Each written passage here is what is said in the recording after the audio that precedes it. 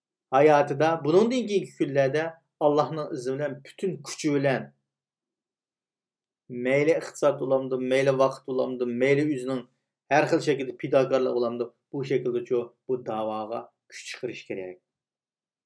Ben palan pulun kılıp atkandım. Ya benim pakan çilmemini tutmaptı emas. Tutmagan bolsa tehi yaxşı ama sizning başka qarindoshlarıngizni tutib atıdı. Iş olmaganda qo'shningizni, iş olmaganda qudu bacılarıngizni tutib atıdı. Onun için bular üçün muşu avazınızı çıkaralaydigan bu fursatda çoxum avazınızı çıkarın. Avazınızı çıkaramazsanız keyinde tursunuz çoğu. Muşu davaga egi chiqing, yordam qiling, teşvik qiling. Her xil tillarda çoğu namsız şekilde olsun çoğu. Tarqitishqa ve şu tillarda çoğu her xil şekilde maqala, obzorlarni yezishga tirishing. Her kim özünün imkoniyatiga yarasha ish qilsa nihoyat yaxshi bo'ldi degan narsani yetkazadigan bo'ldik. Shuning uchun endi biz bu janvada qandaqdir bu 150 davlatning Xitoyni qo'llab ketishi bilan Xitoy bu davoda o'tib qolgan bo'lmaydi. Allohning izni bilan biz mushu bütün dünyadagi dunyoviy urug'li boshliq bütün tashkilotlarning zo'r tirishganligi va bütün nomsiz qahramonlarning fidokorlarning buning uchun izchil turda kuch bilan bugun janvadagi bir dünyadaki bütün meselelerni hal kılgan sorunda Şarkı Türkistan meselesini kun tarafga keladi. Mana bu biz uchun eng cho'ng g'alaba qarindoshlar. Eng cho'ng g'alaba. Endi bu g'alabani texnik kuchlantirish uchun hozir mana bugun Kanadaninki hükümetining tashqi ishlar ministri bütün Beijingdagi boshqa nimalar bilan birlikda Chunchanggo'ning bu Sharq Turkiston meselesini so'raydiganligini bayon etdi. Bugün Kanada'nın tashqi ishlar ministri, Germaniyaning tashqi ishlar ministri, u Xitoyning tashqi ishlar ministri bilan ko'rishib, Sharq Turkiston meselesini yuziga soldi. Anandan keyin deganda Amerikaninki hukumati aniq pozitsiya bildirdi. Biz dedi Xitoyning hozirgi tuzilmasini tubdan o'zgartmaguncha biz bo'ldi qilmaymiz dedi. Degani nima? Xitoyning kommunizm degan mushu ideologiyasi partiyasini butunlay bichit qilib etmaguncha biz bo'ldi qilmaymiz, mag'uni parchalaymiz degani. Qora til bilan aytsak, ma Xitoy degan guyni parchalayib bitamiz biz degan gapi bu. Amerika buni deyishdan burun cho'qim planini, buning tartibini, buning har ishini qiplab deydi u. Bizga o'xshi oldin deb qo'yib keyin qilganlar emas ular. Ular biraz strategiyasini, hamma-nimani planlab, qamchot loyihasini qilib turib, andan keyin gapni qiladi-ku. Uning uchun bizga bir fursat kelyapti qarindoshlar. Bizga bir fursat turib turibdi bizni. Uning uchun biz bu fursatlarda biz endi mushuning qanday tayyorlik qilamiz? Biz mushu hozirgi janvadagidek mushta cho'ng namoyishlarni uyushtirib va bundan keyingi oldimizgi yillarda qanchalik namoyishlarni kun tartibga kelamiz. Bundan keyin mushu dunyoning har qaysi joylaridagi tashkilot va aktivlar, ya'ni buning xalqimiz uchun, ya bu shu da'vo uchun qanchalik hissa qo'sha olamiz? Ya'ni qanchalik hamkorlik elib bora olamiz? Qaysi joyda hamkorlashimiz? Hamkorlik turimiz qaysi bo'ladi? degan nuqtalar uchun izlansak, inshaalloh nihoyat yaxshi natijalarni qo'lga keltiramiz. Nihoyat yaxshi tarixiy fursatlar turibmiz. Hargiz umidsizlanishga, voy manda namoyishning paysiga pop deydigan. Uning keyin WhatsApp to'plarida har bir ish qatta bir pas taxtayotganlar bor. Bizni ro'y jihatdan suslantirishga urinayotganlar bor. Qarindoshlar, bu yo'l nihoyat uzun yo'l, nihoyat mushaqqatli yo'l. Bu yo'lda jismoniy va ro'y jihatdan kuchlanishimizni talab qildi. Bu kuchni nereden alamiz? Allah'ның tarafidan kelgan bizga islomdan olamiz qarindoshlar. Iymon kemerimizni belimizga mahkam chigib, o'zimizni nihoyat ro'yi va jismoniy jihatdan tavlab, anın dikince bu kurashga atılmış. Bo'lmasa, yerim yo'lda aminin tilida, oq qo'lda, ko'k qo'lda, aqshga qariqcha va ish pispastimiz chiqib tillab qo'ysa, uning bilan ro'y zarbi bo'lib ketib, voy oqga ko'kka deb kelsak, vaqti bo'lmaydi. Chunki Xitoyning vositlik va bevosita holatda bizni tillig'izidi. Hattoki bizning hayotimizni tehdit qiladi. Uningni qo'rqib qolsak bu da'vodan mana asla kirib uxlab qolsak bo'ladi. Chunki bu da'vo hayotimizning bedeli bilan bo'ladigan da'vo. Şuna qarindoshlar, bu jihatda har birlari bilan bugun mushunchalik suhbat qilishni o'ylashdim. Vaqt 20 minut berib qolibdi. 20 iş bitip qalsam taza yaxşı olmaydı ekan qarindoshlar. Nurg'un gaplarimiz bor, nurg'un so'zlarimiz bor. Inshaalloh ishda qisqa shaklda programma qilib, har biri bilan o'rtoqlashishni o'ylashyapmiz. Alloh xolisa, yana bu keyingi kunlarda biz shu Myunxendagi 3 kunlik bu yig'indagi o'rtaq degan xitobnomasini o'qib ovozli yo'llab qo'ygan bo'ldik. Bu xitobnomadagi mazmun nima? Xitobnomadagi deyilgan nuqtalar qaysi? Inshaalloh Dünya Uyg'ur qurultiyi boshliq qarindoshlarimiz, tashkilotlarimiz o'tirib qo'yayotgan narsa nima? Mustaqillik qarindoshlar. Sharq Turkistonning mustaqillik. Eliq o'tgan bo'chkan deb biz shu qarindoshlarimizni do'ppi kiydirayotgan, tashkilot boshliqlarini xunuklaştirayotganlar ne obdan tuninglar. Ularning keyni kim? Ular kimdi? Bu narsaga diqqat qilib qo'ysanglar, gap qilayotgan odamning keyniga qarasanglar, odamning o'zi chiqadi. Odamlar uning gapiga olmay, uning keyniga qarasanglar, u odam kim desanglar, javob chiqadi qarindoshlar. Shuning uchun men shunchalik suhbat qilishni niyatladim inshaalloh. Qarindoshlar, programmamizni yoqtirgan bo'lsanglar, bosh barmoq bilan chiqishni unutib qolmanglar. Ana keyin programmamizga, ya'ni bu kanalimizga a'zo bo'lishni unutmanglar. A'zo bo'lib, qancha ko'p qarindoshlarga tarqalsa, qancha ko'p shaklda mangsa, agar bizdagi ifodalash jihatda yoki gap so'zlarimizda har shaklda bir xatolik bo'lmaydi, insonchilikda o'zimizning hayojini, hissiyotini so'zlab qo'yishimiz mumkin. Unda xatolik ko'rilsa, ekranimiz ostidagi fikr yozish o'rniga samimiy taklif berib qo'ysanglar, tuzishga tirishimiz qarindoshlar. Hammanglarni Janob Allohga topshirib, assalomu alaykum va rahmatullohi va